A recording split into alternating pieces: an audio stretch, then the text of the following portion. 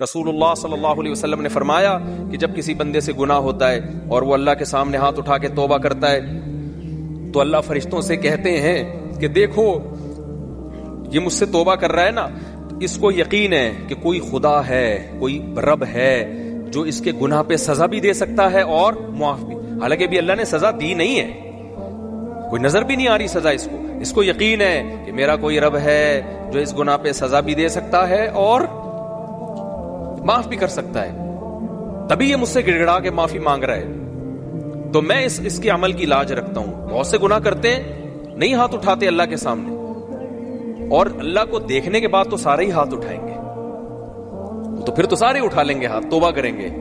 اللہ کہہ رہے دیکھا نہیں ہے اس نے، میری آیات پر ایمان لایا ہے، میری نشانیاں دیکھ کر، میرے پیغمبروں کی دعوت پر لبیک کہا ہے، تو اس عمل کی لاج رکھ کے میں اس کی توبہ کو قبول کروں گا. حدیث میں آتا ہے پھر وہ دوبارہ گناہ کرتا ہے، پھر دوبارہ اللہ کے سامنے آ کے معافی مانگتا ہے.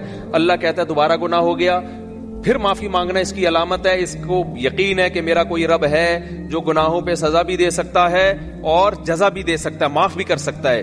تو پھر یہ معافی مانگ رہا ہے. نبی صلی اللہ علیہ وسلم کی حدیث کا مفہوم ہے 70 دفعہ بھی کوئی گناہ کر کے 70 دفعہ توبہ کرے گا تو اللہ اس کے اس جذبے کی لاج رکھ کر اس کے گناہ کو معاف کرے گا. اس کا مطلب یہ نہیں کہ آپ 70 دفعہ گناہ کریں، مقصد ایک سمجھانا ہے کہ توبہ میں تاخیر نہ کریں. تو اللہ معاف کیوں کر رہا ہے؟